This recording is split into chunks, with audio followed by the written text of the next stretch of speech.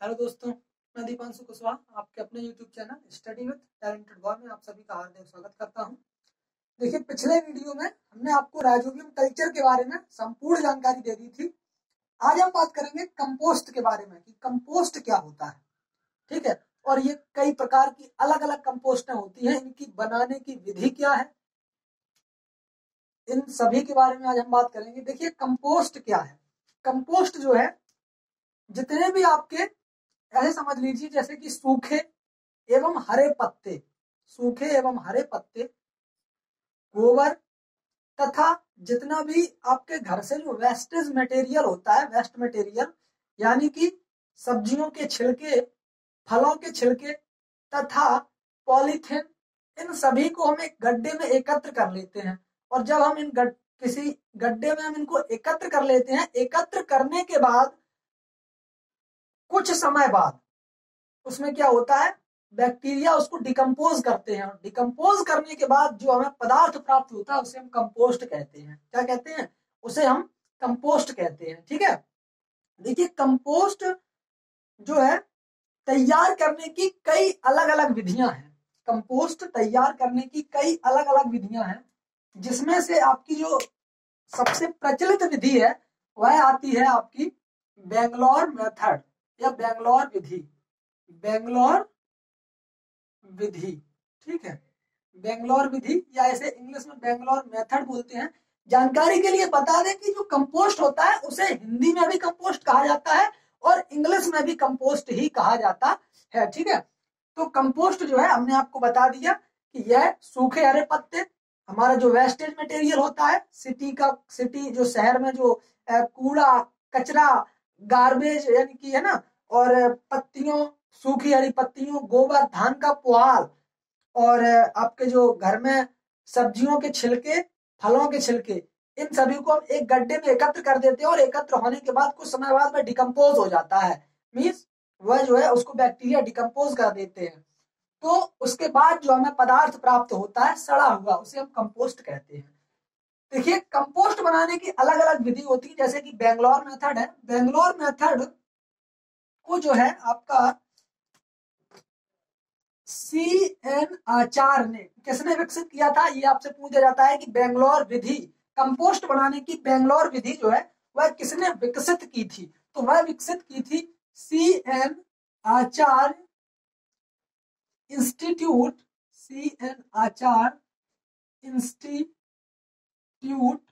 Science कहां पर? बेंगलोर में स्थित है। वहीं पर इसको विकसित किया गया था। कहां पर? बेंगलोर विधि को कहां पर विकसित किया गया था? CN आचार्य इंस्टीट्यूट साइंस, बेंगलोर में। यह जो है आपकी सबसे प्रचलित विधि है। ये आपसे पूछ दिया जाता है कि कंपोस्ट बनाने की सबसे प्रचलित विधि कौन सी है। तो कंपोस्ट बनाने की सबसे प्रचलित विधि जो होती है वह आपकी बेंगलोर मेथड या बेंगलोर विधि मानी जाती है। बेंगलोर विधि का प्रयोग शहरी क्षेत्रों में ज्यादा किया जाता है। शहरी क्षेत्रों में बेंगलोर विधि का प्रयोग शहरी क्षेत्रों में ज्यादा किया जाता है या ज्यादा प्रचलन में लाई जाती है। ठीक है, शहरी क्षेत्रों में इनका प्रयोग ज्यादा किया जाता है। इनकी खाद को पलटा नहीं जाता है। और इसके अलावा आपसे यह भी पूछ दिया जाता है कि बेंगलोर विधि जो होती है वह आपकी बेंगलोर विधि से कंपोस्ट आपकी कितने दिन में बनकर तैयार हो जाती है। तो बेंगलोर विधि से जो आपकी कंपोस्ट बनकर तैयार हो जाती है वह 4 माह का मतलब है 4 महीने में, 4 मंथ, या फिर 4 महीने को यदि हम दिन में कन्वर्ट करते हैं तो 120 दिन माने जाते हैं। तो 120 दिन, यदि आपको ऑप्शन में दे दे कि 120 दिन या 4 माह, तो बात एक ही है, 120 दिन में या फिर 4 माह में बनकर तैयार हो जाती है। ये थी बेंगलोर विधि। बेंगलोर विधि का विकास हुआ था, कहां से विकसित की गई थी? CN आचार्य इंस्टीट्यूट साइंस, बेंगलोर से। जबकि यह सबसे प्रचलित विधि मानी जाती है। ये आपसे पूछ दिया जाता है कि कंपोस्ट बनाने की सबसे प्रचलित विधि कौन सी है, तो सबसे प्रचलित विधि आपकी बेंगलोर विधि है। शहरी क्षेत्रों में इसका प्रचलन ज्यादा होता है और इसकी खाद को पलटा नहीं जाता है और यह जो है बनकर तैयार हो जाती है आपको 4 माह में या 120 दिन में। बेंगलोर विधि के बारे में आपको सिर्फ इतना जानना है, कंपटीशन में इससे बाहर कहीं से नहीं पूछा जाएगा।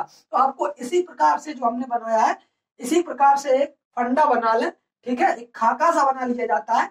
और एक बार में आपको जब एक बार उसी पन्ने पर जब आप एक बार नजर फैलाएंगे तो आपको ये पूरे के पूरे पॉइंट दिख जाएंगे। नंबर 1, नंबर 2, नंबर 3, नंबर 4 और नंबर 5 पॉइंट। ये 5 के पांचों पॉइंट आपको लगातार एक साथ दिख जाएंगे, ठीक है। तो उसके बाद ज्यादा कुछ बनाने की आवश्यकता नहीं होती है। बात करें इसके अलावा बेंगलोर मेथड के बाद एक विधि आती है, उसका नाम होता है नाडेप या नेडेप लिखा होता है कहीं कहीं, या नाडेप विधि लिखी होती है। तो देखिए नाडेप विधि क्या होती है। नाडेप विधि को विकसित किया था किसने? नाडेप विधि को विकसित किया था, किसने विकसित किया था? नाडेप विधि, नाडेप विधि को विकसित किया था किसने? एक कृषक थे, कृषक का मतलब किसान थे। कौन थे? किसान थे, जिनका नाम था नारायण देव पंडरू लिखते थे। कहीं कहीं आपको पंडरू लिखा मिलेगा या फिर कहीं कहीं पांडे लिखा मिलेगा, ठीक है, पंडरू या पांडे। तो ये जो है महाराष्ट्र के कृषक थे। कहाँ के? महाराष्ट्र के, महाराष्ट्र के कृषक थे। महाराष्ट्र के किसान थे या कृषक थे? कौन? नारायण देव पांडे। अब देखिए ना, इसका नाम नाडेप क्यों पड़ा? नाडेप इसलिए पड़ा कि जब नारायण देव पांडे ने इसका विकास किया तो नारायण से ना ले लिया गया और देव से दे ले लिया गया और पंडरू से पा ले लिया गया, तो इसे नादेप लिखते थे। जब नादेप लिखते थे तो नादेप को हम लोग इंग्लिश में क्या लिखेंगे? इंग्लिश में हम लोग इस प्रकार से लिखेंगे NADEP। तो आपको इंग्लिश में तो इसी प्रकार से लिखा मिलेगा NADEP, नाडेप। तो जब नाडेप लोगों को पढ़ने में ज्यादा सहूलियत मिली तो लोगों ने इसका नाम रख दिया नाडेप। वैसे इसके पीछे की कहानी यही है कि नाडेप जो है वह महाराष्ट्र के एक कृषक थे जिनका नाम था नारायण देव पंडरू या पांडे। तो उन्होंने इस विधि को विकसित किया था। किसने? नारायण देव पांडे ने इस विधि को विकसित किया था, ठीक है। अब बात आई, जब नारायण देव पांडे ने इस विधि को विकसित किया तो ये भी हमने आपको बता दिया कहाँ के कृषक थे? महाराष्ट्र के कृषक थे। अब नाडेप विधि द्वारा कंपोस्ट को बनाने में कितना समय लगता है? तो नाडेप विधि के द्वारा कंपोस्ट को बनाने में 4 माह या 120 दिन लगते हैं। यानी कि जो बंगलौर मेथड से भी बनाने का जो तरीका है, विधि है, उसमें भी 4 माह लगते थे और नाडेप विधि में भी 4 माह लगते हैं, ठीक है। इसके अलावा जो आपकी नंबर 3 विधि, तीसरी विधि है, वह है आपकी इंदौर विधि। इंदौर विधि में क्या है? इंदौर विधि को विकसित किया था किसने? डेवलप्ड बाय, विकसित किया था किसने? एक थे हरचिंसन तथा इंदौर विधि को विकसित किया था, सॉरी हरचिंसन नहीं थे, वो थे ए हबार्ड व डी वार्ड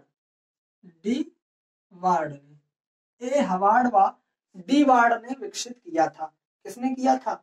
ए हवार्ड व डी वार्ड ने विकसित किया था। और इसको भी तैयार होने में 4 माह, इस विधि से भी कंपोस्ट तैयार होने में 4 माह या 120 दिन लगते हैं। 4 माह या 120 दिन लगते हैं, ठीक है। ये बात होगी आपकी इंदौर विधि या फिर इंदौर विधि की, और नंबर 2 पर आपकी नाडेप विधि की, ठीक है। इसके अलावा जो आपका चौथा मेथड आता है वह है आपका एडको मेथड। कौन सा? एडको मेथड। और एडको मेथड के द्वारा, एडको मेथड आता है, एडको मेथड या एडको विधि, कुछ भी लिख सकते हैं, एक ही बात है। एडको विधि का जो विकास किया था या जिसने विकसित किया था उनका नाम था हरचिंसन।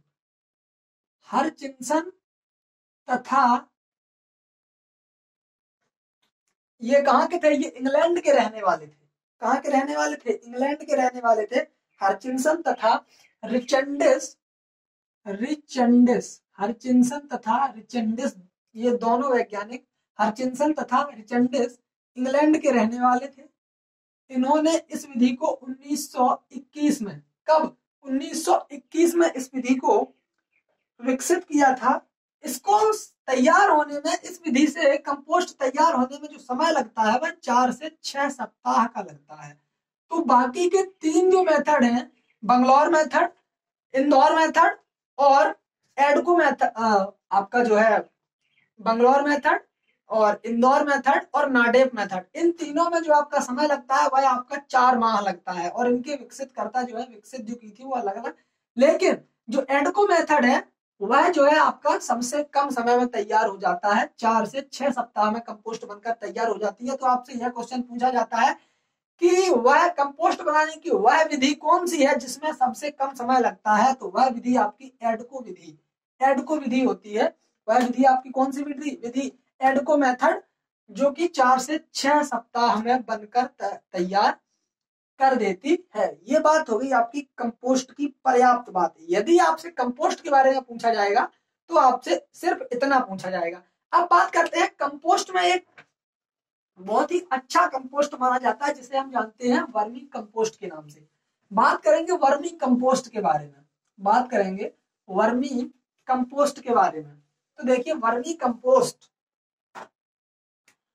कंपोस्ट के बारे में यदि हम बात करें तो यहीं पर हम लिख देते हैं वर्मी कंपोस्ट, ठीक है, वर्मी कंपोस्ट। अब देखिए वर्म माने क्या होता है, जूलॉजी में, इंटर में जो आपका कृषि विज्ञान में जो आपकी जूलॉजी आती है उसमें जो है केंचुए का अच्छी तरीके से अध्ययन करने को मिलता है पूरा। तो उसमें हम वर्म नाम देते हैं किसी कीड़े को या फिर मान लेते हैं केंचुए को, तो वही कंपोस्ट है। वर्म माना केंचुआ समझ लीजिए यहाँ पर, ठीक है। अब वह कौन सा वर्म होता है, क्योंकि ये पृथ्वी में पाया जाता है इसलिए इसे अर्थवर्म बोलते हैं। क्या बोलते हैं, इसीलिए इसे अर्थवर्म बोलते हैं, अर्थवर्म। वर्म माने होता है कोई भी कीड़ा, ठीक है। तो ये कहां पर पाया जाता है, पृथ्वी में पाया जाता है। जब पृथ्वी में पाया जाता है तो इसे हम अर्थवर्म बोलते हैं। और जब अर्थवर्म बोलते हैं, तो जब वर्म बोलते हैं तो इसी वर्म से वर्मी कंपोस्ट बना दिया। तो जो वर्मी कंपोस्ट होती है वह किससे बनाई जाती है, केंचुए से बनाई जाती है। अब केंचुए से बनाई तो जाती है, लेकिन यह किस प्रकार से बनाई जाती है, वह इसी प्रकार से जैसे कि हमने आपको कंपोस्ट में बताया था कि जो आपका धान का पुआल होता है, सूखे हरे पत्ते होते हैं। इसके अलावा आपका जो कूड़ा कचरा, गार्बेज, घरों का वेस्टेज मटेरियल, और इसके अलावा घरों के वेस्टेज मटेरियल में आपका क्या आता है, सूखी सब्जियों के पत्ते या सब्जियों का कचरा, सब्जियों के छिलके, फलों के छिलके इत्यादि। अब ये जितनी चीजें हमने आपको बताई, इन चीजों को हम एक गड्ढे में एकत्र कर देते हैं और एकत्र करने के बाद हम क्या करते हैं, जो ये केंचुआ होता है वह उनको खाता है। और जब ये केंचुआ जो है उनको खाता है, उन सभी चीजों को खाता है और खाने के बाद अपना मल त्यागता है, मल। अच्छा, केंचुए के मल को हम टर्मिनोलॉजी में इसको अलग टर्म दिया गया है, उसे हम कास्ट बोलते हैं, उसे हम कास्ट बोलते हैं। क्या बोलते हैं, कास्ट।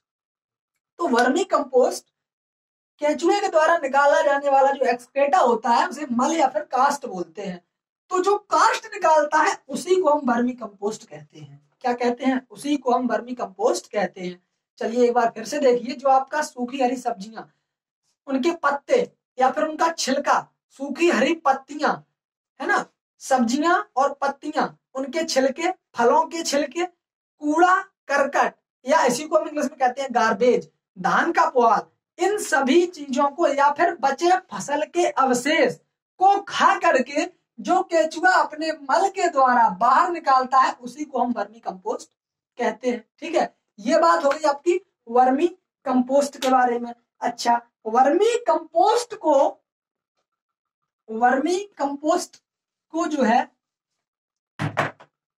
इसे हम अर्थवर्म रियरिंग के नाम से भी जानते हैं। अर्थवर्म रियरिंग मीन्स केंचुआ पालन, ठीक है। अर्थवर्म रियरिंग के नाम से भी जानते हैं। वर्मी कल्चर के नाम से भी जानते हैं। वर्मी कल्चर के नाम से भी जानते हैं। वर्मी कल्चर के नाम से भी जानते हैं। केंचुए की खाद, केंचुए की खाद, क्योंकि आपको हम सभी चीजें बता दे रहे हैं ताकि आपको बार बार उन सभी चीजों को पढ़ने की जरूरत ना पड़े और कंफ्यूजन ना हो। तो एक ही बार में जैसे कि आपको अर्थवर्म रियरिंग लिखा मिल जाए, या फिर वर्मी कल्चर लिखा मिल जाए, या केंचुए की खाद लिखा मिल जाए, ठीक है, केंचुए की खाद लिखी मिल जाए, या फिर इसके अलावा केंचुआ पालन लिखा मिल जाए, केंचुआ पालन, तो ये सभी लगभग टर्म एक जैसे ही हैं, लगभग एक ही होते हैं, ठीक है। अर्थवर्म रियरिंग, वर्मी कल्चर, केंचुए की खाद और केंचुआ पालन, ये सभी टर्म एक जैसे ही होते हैं। देखिए इसके अलावा एक टर्म इसमें जुड़ा होता है वर्म वॉश। वर्म वॉश, तो देखिए वॉश माने क्या होता है, धुलना। धुलना, वॉश माने क्या होता है, धुलना। अब किसको धुल रहे हैं, वर्म माने हमने आपको बताया कीड़ा। अब यहाँ पर हम बात किस कर रहे हैं, केंचुए की। तो केंचुए को धुल करके उसके ऊपर वाले शरीर को जब हम धुलते हैं और धुलने के बाद जो हमें लिक्विड प्राप्त होता है, जो पानी जो उसके शरीर से होता हुआ टच करता हुआ नीचे जाता है, जो लिक्विड प्राप्त होता है उसी को हम वर्म वॉश कहते हैं। और उसमें भी न्यूट्रिटिव मटेरियल पाया जाता है, उसमें भी न्यूट्रिएंट्स पाए जाते हैं, उसके धुले हुए पानी में भी न्यूट्रिएंट्स मटेरियल पाए जाते हैं। तो वर्मी कंपोस्ट को हम अर्थवर्म रियरिंग या वर्मी कल्चर या केंचुए खाद या केंचुआ पालन के नाम से भी जानते हैं। एक होता है वर्म वॉश, जो कि केंचुए के द्वारा केंचुओं को धुल देते हैं, तो उससे एक पानी जो होता है, या फिर उसे लिक्विड बोलते हैं, लिक्विड, उसे हम वर्म वॉश कहते हैं। क्या कहते हैं, वर्म वॉश। केंचुआ वर्मी कंपोस्ट को करने के लिए इसका लाभ क्या होता है, इससे लाभ ये होता है कि हमारा जो पर्यावरण होता है वह प्रदूषित नहीं होता है, मींस पॉल्यूशन या पॉल्यूट नहीं होता है। किसी भी प्रकार का पॉल्यूशन इस कल्चर को करने में नहीं होता है, ठीक है।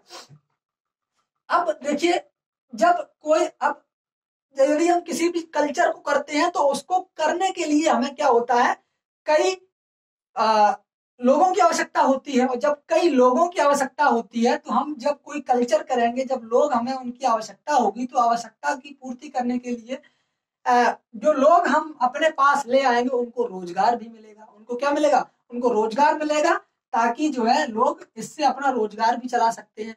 ये हो गई इसके लाभ की बात, ठीक है। उसके अलावा जैसे आपको बता दें कि केंचुआ, ये तो थी वर्मी कंपोस्ट या फिर वर्मी कल्चर के अलग अलग नाम, लेकिन बात आती है कि केंचुए के भी कुछ ऐसे नाम होते हैं और आपके कॉम्पिटिटिव एग्जाम में पूछ लिए जाते हैं। कॉम्पिटिटिव एग्जाम में पूछ लिए जाते हैं कि जो है आपका केंचुए का ये किसका नाम है। देखिए, एक तो केंचुआ को किसान का सच्चा मित्र कहा जाता है। नंबर एक, किसान का सच्चा मित्र होता है। कौन होता है, केंचुआ किसान का सच्चा मित्र होता है। उसके अलावा इसे जो है प्राकृतिक हलवाहा या फिर प्रकृति का हल कहा जाता है, ठीक है। उसके अलावा पृथ्वी की आंत या इसे इंग्लिश में कह सकते हैं इंटेस्टाइन ऑफ अर्थ मीन्स पृथ्वी की आंत। अब ये पृथ्वी की आंत जो कहा था वह किसने कहा था, यह भी पूछा जाता है। तो पृथ्वी की आंत जो कहा था वह कहा था किसने, अरस्तु ने। अरस्तु ने यह टर्म दिया था कि केंचुए पृथ्वी की आंत होते हैं। किसने कहा था, अरस्तु ने कहा था कि केंचुए पृथ्वी की आंत होते हैं। इसके अलावा एक टर्म आता है कि मृदा उर्वरता के बैरोमीटर होते हैं। मृदा उर्वरता के बैरोमीटर होते हैं। ये सभी जो टर्म है ये आप नोट करते रहना ताकि कॉम्पिटिटिव एग्जाम में फायदा मिलेगा। तो बैरोमीटर जो है ये आपके वैसे तो बैरोमीटर क्या करता है, वायुमंडल को मापता है, वायुमंडल का दाब, वायुमंडल का जो दाब दाब होता है, एटमॉस्फेरिक प्रेशर को मापता है बैरोमीटर। अब बैरोमीटर जो है इसे कहा जाता है किसे, केंचुए को। किसका बैरोमीटर कहा जाता है, मृदा का। मृदा की उर्वरता में सॉइल फर्टिलिटी को मापता है कौन, केंचुआ। ये किसने कहा था, ये कहा था चार्ल्स डार्विन ने। चार्ल्स डार्विन ने कहा था, चार्ल्स डार्विन ने कहा था कि केंचुए जो है यह मृदा उर्वरता के बैरोमीटर होते हैं। तो ये 4 टर्म है, आपको 4 के चारों टर्म आपको याद रखने हैं। नंबर 1, किसान का सच्चा मित्र होता है, किसान का सच्चा मित्र होता है। प्राकृतिक हलवाहा होता है, पृथ्वी की आंत कहा जाता है। और अरस्तु ने कहा था यह कि पृथ्वी की आंत केंचुए माने जाते हैं। चार्ल्स डार्विन ने बताया कि मृदा उर्वरता के बैरोमीटर होते हैं कौन, केंचुए। तो ये बात हो गई आपकी केंचुओं के बारे में। उसके अलावा आपको जानकारी के लिए बता दें कि केंचुए की जो बीट होती है, या केंचुए की जो बीट होती है, हाँ, जो केंचुए की बीट होती है उसमें जो है फास्फोरस अच्छी मात्रा में पाया जाता है। फास्फोरस जो है उसकी बीट का प्रमुख स्रोत होता है। बीट, केंचुए की जो बीट होती है उसका प्रमुख स्रोत कौन होता है, प्रमुख स्रोत जो होता है वह आपका फास्फोरस होता है। कौन होता है, फास्फोरस होता है। और फास्फोरस आप जो जानते हैं, फास्फोरस किसके लिए प्रयोग किया जाता है, तो फास्फोरस रोशनी पैदा करता है। क्या करता है, रोशनी पैदा करता है। आपने देखा होगा माचिस जो होती है, माचिस के की जो अंदर तीली होती है, तीली के ऊपर जो लाल लाल या काला कलर का जो लगा होता है वह फास्फोरस ही होता है, रेड फास्फोरस होता है वह, ठीक है। तो जो केंचुए होते हैं उनकी जो बीट होती है उनमें जो है फास्फोरस प्रमुख स्रोत होता है केंचुए की बीट में। अब केंचुए की बीट में जब फास्फोरस प्रमुख स्रोत होता है तो क्या करते हैं, एक आपने नाम सुना होगा बया पक्षी, एक आपने नाम सुना होगा क्या, जिसका नाम होता है चिड़िया होती है, जिसका नाम होता है बया पक्षी या बया चिड़िया बोलते हैं। तो वह क्या करती है, इस केंचुए की बीट को, केंचुए की बीट को अपने घोंसले में ले जाकर रख लेती है। केंचुए की बीट को अपने घोंसले में ले जाकर के रख लेती है। और रखने के बाद क्या करती है कि जो है रात्रि के समय यह उसके घोंसले को रोशनी प्रदान करता है। क्या करता है, उसके घोंसले को रोशनी प्रदान करती है कौन, केंचुए की बीट। केंचुए की बीट में फास्फोरस प्रमुख स्रोत होता है। जो बया पक्षी या बया नामक चिड़िया उस केंचुए की बीट को उठा करके अपने घोंसले में ले जाती है। और घोंसले में ले जा करके जो वह बीट होती है वह रात्रि के समय रोशनी प्रदान करती है। तो अपने घरों को सभी लोग उजाले में रखना चाहते हैं, तो पक्षी भी जानते हैं कि हमें भी अपने घोंसले को रोशनी देनी चाहिए। तो वह क्या करती है, केंचुआ की बीट को उठा करके ले जा करके अपने घोंसले में रख लेती है और उससे जो है उसको रोशनी मिलती है दीपक के रूप में। यह जो है एक दीपक के रूप में रात्रि में चमकता है। अच्छा, इसके बाद ये तो बात हो गई इसकी बीट की, केंचुए की बीट की बात हो गई। अच्छा, जो आपका वर्मी कंपोस्ट होता है यह कितने दिन में बनकर तैयार हो जाता है, कितने दिन में बनकर तैयार हो जाता है, कितने दिन में बनकर तैयार हो जाता है, तो तैयार हो जाता है प्रिपेयर्ड इन 1.5 माह। लगभग 1.5 माह का समय लगता है, या फिर 1.5 माह को हम लिख सकते हैं 45 दिन। तो कितना समय लगता है, 1.5 माह या फिर 45 दिन का समय लगता है वर्मी कंपोस्ट बनने में, ठीक है। अच्छा, इसमें जो न्यूट्रिटिव मटेरियल है, न्यूट्रिटिव वैल्यू जो इसकी है वो किसी किसी किताबों में हर जगह अलग अलग दी हुई है। जैसे कि वर्मी कंपोस्ट में नाइट्रोजन कितनी पाई जाती है, तो नाइट्रोजन कहीं 1.5% दी है, कहीं 2% भी दी है। जैसा आपको ऑप्शन मिल जाए उसी प्रकार से। फास्फोरस कहीं आपको 0.5% मिलेगी, या फिर कहीं पर 0.5 से 1% भी मिलेगी। पोटास जो है वह आपको 1% या 1 से 1.5% देखने को मिलेगी अलग अलग किताबों में, ठीक है। तो जो बात थी वो हमने आपको क्लियर करके बता दी। उसके बाद ये तो हो गई प्रिपेयर्ड कितने दिन में हो जाती है, 1.5 माह में या फिर 45 दिन में। न्यूट्रिटिव वैल्यू भी हमने आपको बता दी। इसके बाद अगली बात आती है आपकी जो केंचुआ होता है उसको वर्मी कंपोस्ट बनाने के लिए सबसे उपयुक्त केंचुआ कौन सा माना जाता है? वर्मी कंपोस्ट बनाने के लिए सबसे उपयुक्त केंचुआ कौन सा माना जाता है? तो सबसे उपयुक्त केंचुआ जो होता है, सबसे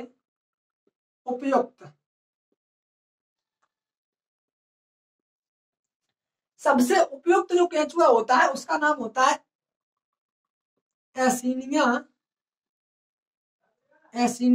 फटीडा लिखते हैं या फिर फोइटिडा लिखते हैं। कहीं कहीं फटीडा लिखा मिलेगा आपको या फिर कहीं कहीं फोइटिडा लिखा मिलेगा।